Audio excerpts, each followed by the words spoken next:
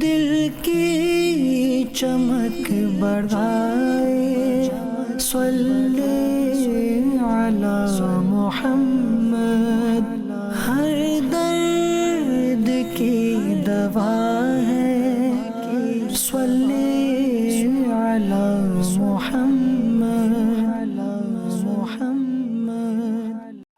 الحمدللہ رب العالمین والصلاة والسلام علی سید المرسلین، اما بعد فاعوذ باللہ من الشیطان الرجیم، بسم اللہ الرحمن الرحیم۔ الصلاة والسلام علیکہ یا رسول اللہ وعلی آلکہ واصحابکہ یا حبیب اللہ، الصلاة والسلام علیکہ یا نبی اللہ وعلی آلکہ واصحابکہ یا نور اللہ۔ میٹھے بیٹے اسلامی بھائیوں اور مدنی چینل کے ناظرین، مدنی چینل کا سلسلہ ہے ہر درد کی دوا ہے صلی علی محمد صلی اللہ علیہ وسلم۔ سبحان اللہ، جیسے جیسے سلسلہ سنتے جا رہے ہیں درود پاک کی اہمیت ہمیں اور سمجھ آتی جا رہی ہے، اور درود پاک کی فضائل پر جو واقعات سنتے ہیں اس سے الحمدللہ مجھے امید ہے ایمان تازہ ہو رہا ہوگا۔ جو مدنی چینل کے ناظرین آج پہلی بار سلسلے میں شامل ہیں انہیں ہم بتاتے چلیں کہ اس سلسلے کا طریقہ کار اور اس کا اصل مقصد کیا ہے۔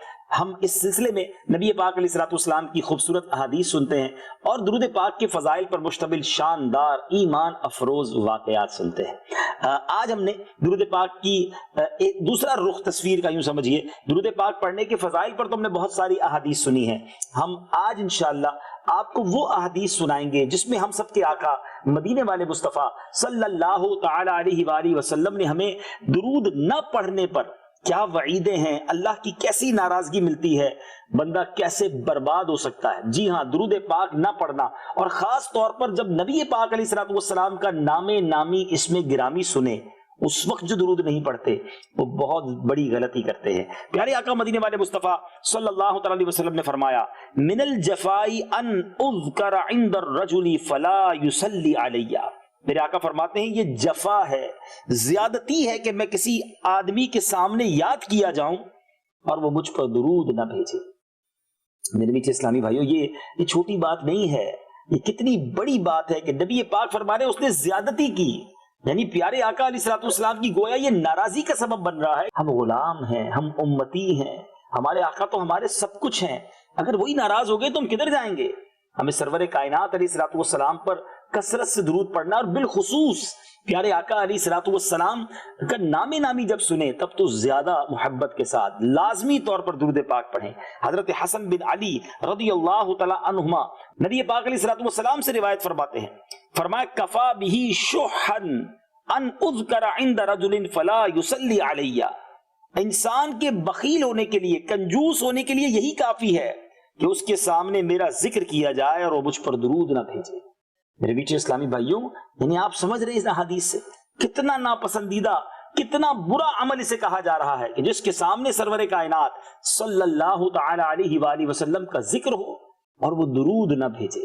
تو خدا را اس کو ایسا آسان معاملہ نہ لے لیں کہ ٹھیک ہے درود پاک پڑھ لیا تو پڑھ لیا، نہیں پڑھا تو کوئی بات نہیں۔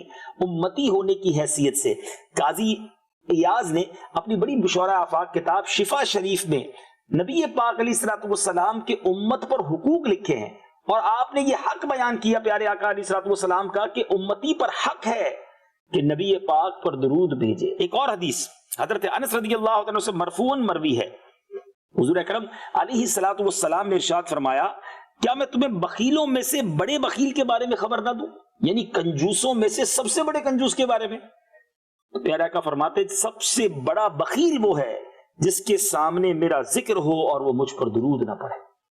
جب اسلامی بھائی اس طرح کی بہت ساری احادیث میرے سامنے موجود ہیں، ایک کے بعد ایک بیان کرتا جاؤں کہ نبی پاک نے کتنے مقامات پر ذکر مصطفیٰ سن کر صلی اللہ تعالی علیہ وسلم درود نہ پڑھنے والوں کو کہیں بخیل فرمایا، کہیں محروم فرمایا۔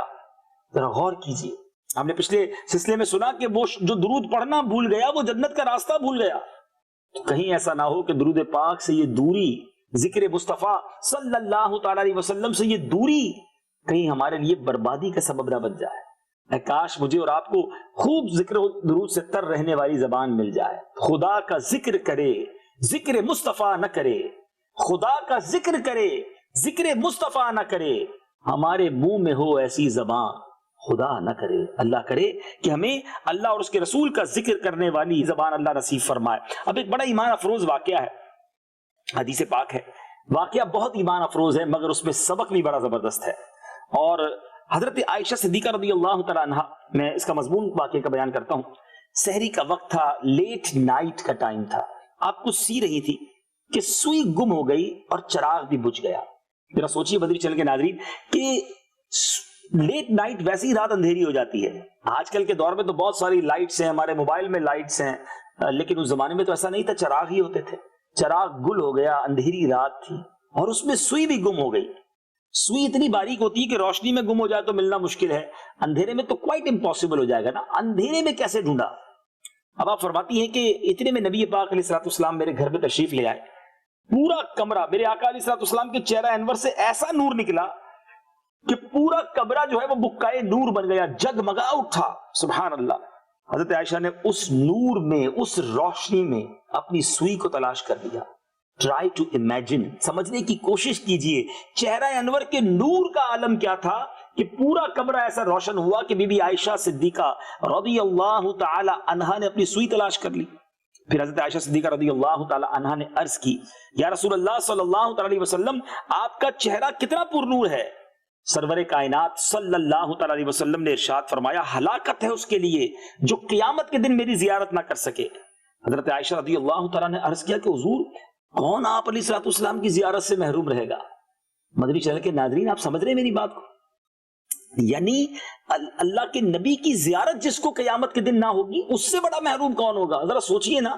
قیامت کے دن شفاعت تو انہوں نے کرنی ہے، بخشوانا تو انہوں نے ہی ہے نا. پیاسوں کو آب کوثر کے جام بھی انہوں نے پلانے ہیں، گناہ گاروں کے پلڑوں کو بھاری بھی انہوں نے ہی کرنا ہے. سیدی اعلیٰ حضرت سمجھاتے ہیں نا، سچی بات سکھاتے یہ ہیں، سیدھی راہ چلاتے یہ ہیں. قیامت کے دن ماں باپ بھی چھوڑ دیں گے نا، ماں جب اکلوتے کو چھوڑے آ کہہ کے بلاتے یہ ہیں. باپ جہاں بیٹے سے بھاگے لطف وہاں فرماتے یہ ہیں. نامہ اعمال میں اعمال نامے جب میزان پر تولے جا رہے ہوں گے تو اپنے کرم سے ہم حلقوں کا پلہ بھاری بناتے یہ ہیں.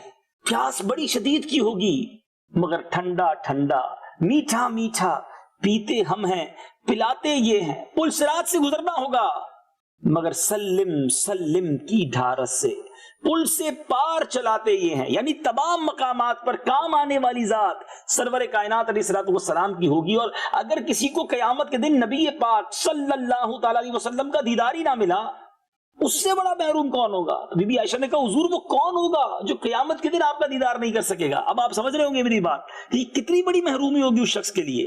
سرور کائنات علیہ الصلوۃ والسلام نے فرمایا، بخیل، کنجوس. بی بی عائشہ نے پوچھا کہ حضور وہ بخیل کون ہوگا؟ میرے آقا مدینے والے مصطفیٰ صلی اللہ تعالی علیہ وسلم نے فرمایا، وہ جو میرا نام سن کر مجھ پر درود نہ بھیجے. اے مدنی چینل کے ناظرین، میرے میٹھے اسلامی بھائی، خدارا اس کو ایزی مت لیجئے. کہیں ایسا نہ ہو کہ قیامت کے دن شرمندگی کا سامنا ہو. فضول باتوں کے لیے، گپ شپ کے لیے، نہ جانے کتنی بری باتوں کے لیے ہم وقت نکال پاتے ہیں، مگر یہ زبان کیوں اللہ اور اس کے رسول کا ذکر نہیں کرتی؟ ہم کیوں درود پاک نہیں پڑھتے؟ تو روزانہ ذکر و درود اپنی زبان پر جاری کیجئے. نبی پاک کا ذکر خیر کرتے رہیے، انشاءاللہ دنیا میں بھی خیر اور آخرت میں بھی خیر ہمارا مقدر رہے گی. اور اب وقت ہوا ہے ایک ایمان افروز واقعہ سننے کا. ایک عورت، ایک خاتون حضرت حسن بصری رحمت اللہ تعالی کے پاس آئی اور کہا کہ اے شیخ، میری لڑکی فوت ہو گئی ہے، میں اسے خواب میں دیکھنا چاہتی ہوں. آپ نے فرمایا کہ 4 رکعت نفل اس طرح ادا کرو کہ ہر رکعت میں سورہ فاتحہ 1 مرتبہ اور سورہ تکاثر 1 مرتبہ پڑھو، اور یہ نماز عشاء کی نماز کے بعد پڑھ کر پہلو کے بل نبی پاک علیہ الصلوۃ والسلام پر درود پڑھتے ہوئے سو جاؤ یہاں تک کہ تمہیں نیند آ جائے. عورت نے اسی وظیفے پر عمل کیا. پھر اس عورت نے بتایا کہ میں نے اپنی لڑکی کو دیکھا، وہ عذاب میں مبتلا ہے، اس پر گندک کا لباس ہے، ہاتھ بندھے ہوئے ہیں، پاؤں میں آگ کی زنجیریں ہیں. جب بیدار ہوئی تو روتی ہوئی حضرت حسن بصری کے پاس پھر حاضر ہوئی کہ اور پورا خواب سنایا. حضرت حسن بصری رحمت اللہ تعالی نے فرمایا کہ کچھ مال صدقہ کرو، امید ہے کہ اللہ اسے معاف فرما دے گا. پھر حضرت حسن بصری رحمت اللہ تعالی نے اسی رات جب سوئے تو عالم خواب میں خود کو جنت کے باغ میں دیکھا. ایک خوبصورت تخت تھا جس پہ ایک حسین و جمیل عورت بیٹھی ہوئی تھی، سر پر نور کا تاج سجا ہوا تھا. کہنے لگی، اے حسن، کیا آپ مجھے جانتے ہیں؟ آپ نے فرمایا، میں تو نہیں جانتا. اس نے کہا، میں اسی عورت کی بیٹی ہوں جس کو آپ نے ایک وظیفہ بتایا تھا. آپ نے فرمایا، تیری ماں نے تو مجھے تیری اچھی حالت تو نہیں بتائی تھی، وہ تو بتا رہی تھی تم پر عذاب ہو رہا ہے. اس لڑکی نے جواب دیا، میری ماں نے سچ کہا تھا. حضرت حسن نے فرمایا کہ پھر تمہیں یہ مقام کیسے مل گیا، پھر تم جنت کی نعمتوں میں کیسے آ گئی؟ اس نے کہا کہ ہم 70,000 افراد عذاب میں مبتلا تھے، مگر ایک نیک آدمی ہمارے قبرستان سے گزرا اور اس نے نبی پاک علیہ الصلوۃ والسلام پر درود پاک پڑھا اور اس کا ثواب ہمیں پہنچایا۔ اللہ عز و جل نے اس درود پاک کو اس کی طرف سے قبول فرمایا اور ہم تمام کو اس درود پاک کی برکت سے اس عذاب سے نجات عطا فرمائی، اور یہ مجھے مرتبہ جو ملا ہے آپ اپنی آنکھوں سے اس کا مشاہدہ کر رہے ہیں۔ 70,000 قبر والوں سے عذاب دور ہو گیا، ایک نیک بندے کا ایک درود پڑھ کر ایصال کرنا۔ اسلامی بھائیوں، یہ تو ایصال کرنے کے یہ فضائل ہیں، جو خود درود کثرت سے پڑھتا ہو اس کو کیا کچھ نہیں ملے گا؟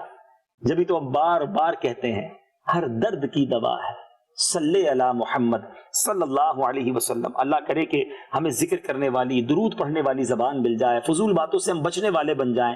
یقین جانیے جیسے جیسے زبان درود پڑھتی جائے گی ویسے ویسے مشکلیں دور ہوتی جائیں گی، پریشانیاں دور ہوتی جائیں گی، رزق کے دروازے کھلتے جائیں گے، آپ کی طبیعت بہتر ہوتی جائے گی، کیونکہ نام کس کا لے رہے ہیں؟ نبی پاک کا ذکر ہے نا، میرا نام کرے گا روشن دو جگ میں نام تمہارا۔ میرے آقا کا ذکر بڑا ہی سہانا، بڑا ہی پیارا ہے، کرتے رہیے، برکتیں لوٹتے رہیے۔ اگلے سلسلے میں کچھ اور مدنی پھول، کچھ اور احادیث اور کچھ اور ایمان افروز واقعات لے کر حاضر ہوں گے۔ مدنی چینل دیکھتے رہیے۔ صلو علی الحبیب صلی اللہ تعالی علی محمد صلی اللہ علیہ وسلم۔ دل کی چمک بڑھائے صلی علی محمد